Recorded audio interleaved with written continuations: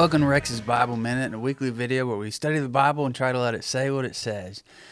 We are in week number 14, so we're going to be covering chapters 11 through the first half of chapter 12, getting to verse 28. We missed last week, and so this is just going to be a very brief recap of where we're at in the narrative thus far. And then we'll get into it. So, up to this point, we've seen that God has called a guy named Moses who was raised in Egypt in kind of both worlds. He wasn't raised fully in the Hebrew world. He wasn't fully raised in the Egyptian world. So he kind of was both. And he had to flee Egypt. God called him out of the land of Midian, where he had established himself for years and years and years. He'd had his kids there. He got married there. God called him back with his brother to lead the people of Israel out of slavery in Egypt. And so the whole point of what God is doing is to show the whole world for generations to come, which is what happened, like we're still talking about it, that he is the undisputed ruler of the universe, and there is no other gods that can stand against him. There are no other gods, period. He is the undisputed ruler of the universe, and then he acts in terrifyingly powerful ways on behalf of those whom he loves, his people. And he has chosen the people of Israel at this point to be his people, the people that he's going to work through to save the whole world. That's his goal. And we're seeing evidences of that in the way he treats the Egyptians, that he hasn't just wiped them off the face of the earth, that he's doing things as he is displaying his power through these plagues to show that he's not done with them yet either. And so we've seen the plagues over and over, and they have a pattern. God will warn Pharaoh to let the people go, and he will refuse. The plague happens. Pharaoh sees the consequences of his actions and agrees to, but then when the consequences go away, he reneges on his offer to let the people go. And we've seen that Pharaoh's process through all of this. He started out not even recognizing that the Israelites had a God, to begging for this God's forgiveness. But we're going to talk about that as we cover chapter 11 today. That there is a difference between knowledge and acknowledgement.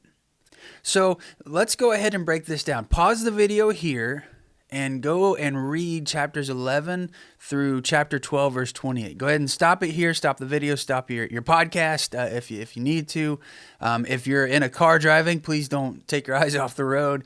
But you can open the Bible app and have it read to you those sections as well. That way you can just listen to it. But stop the video, stop the recording here, and listen to chapters 11 through 12.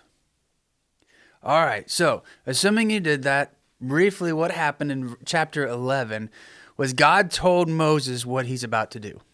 He told him that he is going to unleash the final plague, and this will be the one that finally convinces Pharaoh to let the people go. The Pharaoh will not back out on this in a sense. We'll talk about that more in a couple weeks. But this is the one that finally lets the people go. And we see in this chapter that God tells Moses, who in turn tells Pharaoh about the final plague.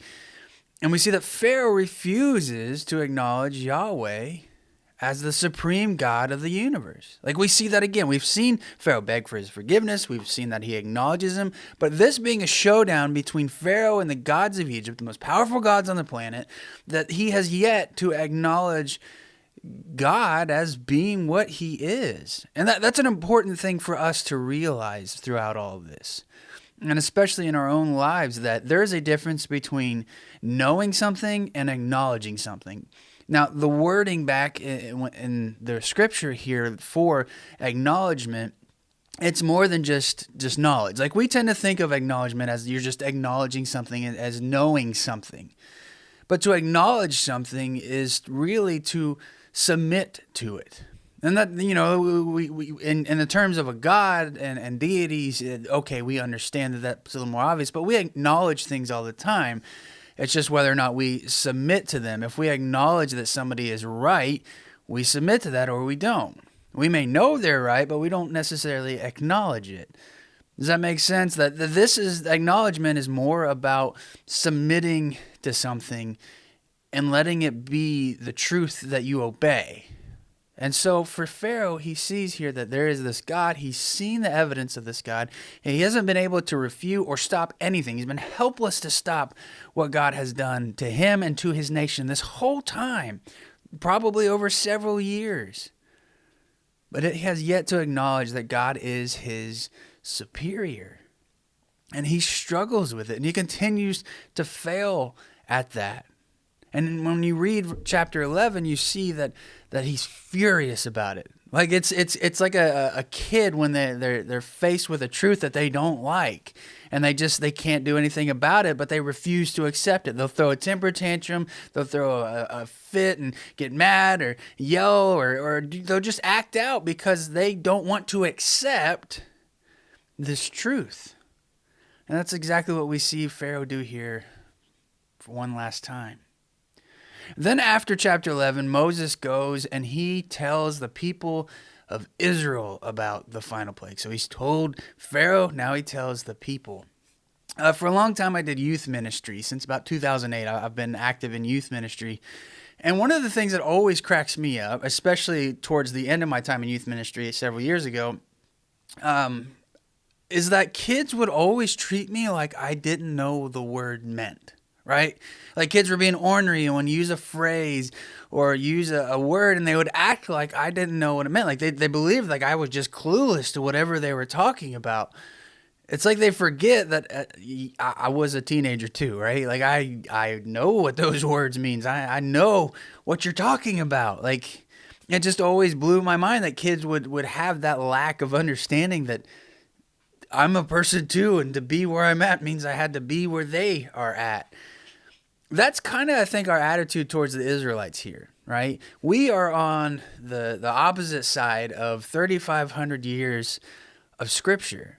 That we have the Old Testament, we have the New Testament, we have all this knowledge about God that we can go and dig into anytime we want, and we have books and books and books and libraries worth of information on people trying to understand it. Different perspectives, different ways for people to try and work through the Scriptures. We think that that the people of Israel should know all of this stuff. But the reality is, they don't.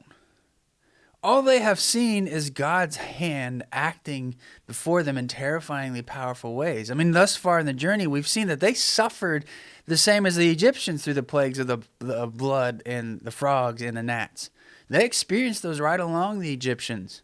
And then they witnessed the flies and the livestock disease and the boils and the hail and the locusts and the darkness. They didn't suffer through those things, but they witnessed the Egyptians suffering through them.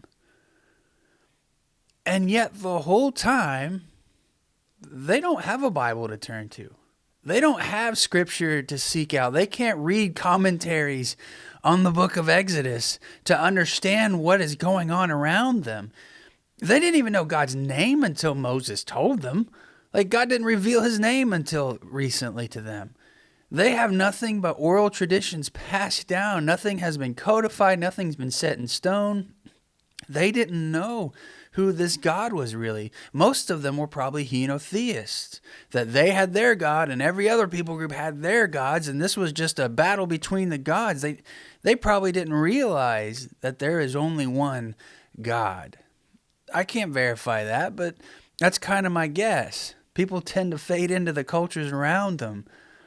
And so we see here that the people of Israel are going through all of these plagues, and they're witnessing all of these plagues.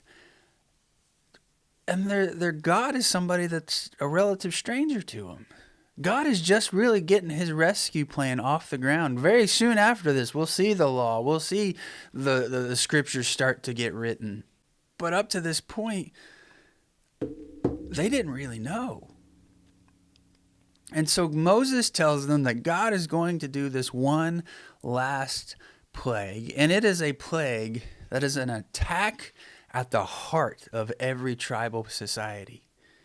This final plague is that God will take away the firstborn son of every family, both animal and people, in the land of Egypt. To lose your firstborn son to a tribal societies, which the Israelites most definitely were at this point, that was the most unthinkable thing. That was what they worked their entire lives for, was to have a son, an heir. That was what got Abraham to leave his country, his home, and everything he knew to travel to some place that he knew nothing about. Because that is at the heart of tribal societies. And God says, I'm going to unleash this one last plague. That would have been terrifying for them. And so God gave specific instructions for what they're supposed to do when this one happens. They're to get a lamb that is a year old with no blemish. It can't have 3 legs. It can't have any spots. It has to be a pure lamb, either a sheep or a goat. They're to get it on the 10th day of the month, and they're going to eat it on the 14th day of the month. And this month shall be the beginning of their spiritual year. Now, there's some confusion there because it says the beginning of the year. This was never taken literally, that the people of Israel, both in ancient times and today, none of them have ever used this as their first of their calendar year. It's the beginning of their spiritual year. And they're supposed to take this lamb, and they're supposed to roast it. They can't boil it. They can't grill it. They're supposed to roast it on a fire and eat it all. That there can't be any leftovers. If the one family can't eat a whole lamb, then they're to get together with another family and eat one together. And then in the morning, what's not eaten is to be burnt up. There can't be anything left over. And they're to eat it with flatbread, with pita bread, and bitter herbs. And they're to eat it ready to go. They need to have their shoes on their feet when they eat it. They need to have their robes tied tight. A lot of translations say gird your loins, but it really just means they've got their robes on. That way they're ready to walk out the door. It'd be like have your jacket on, getting ready to go, right? They're supposed to eat it like somebody who's in a hurry, who knows that they're about to leave, because they are. This is supposed to be a meal eaten in haste. And they're supposed to take the lamb after they butcher it, take the blood of the lamb, and put it on the lintel, the top of the door, and on the door posts. Dip hyssop in it and use that to paint it on there. And this is to show that when the destroyer passes over, the angel, the spiritual being that is going to carry out this plague, that this is part of God's people. This is the Israelites. And, a lot of times we're just like, yeah, that's what saves them. And in a sense it does, but have you ever stopped and asked why? If God was able to keep darkness from covering the ghetto and the Goshen, the place where the Israelites lived, if he was able to stop darkness from going into there, don't you think he knows who the Israelites are? If you stop and ask the question why, it kind of makes you scratch your head a little bit. And it makes you realize it's not about God. God knows who the Israelites are. Putting the blood on the door is for the Israelites, because you have these people who are scared and they're told that the most unimaginable thing to them is about to happen. Here's how they stay comfortable. Here's how they have trust. Here's how they have faith. They obey God. So it's about their obedience, so that they will mark themselves as the people of God. That's what this is about, that marking the doors with blood. It's about their obedience and them choosing to identify as the people of Israel. Up to this point, it's been God that has kept the plagues from them. Now they have to choose it for themselves. They have to be obedient and do what God has asked of them. It's about their obedience, and it's about God comforting them. When they see that on the doors, they can trust that God is going to spare them. They are choosing to identify themselves as the people of God.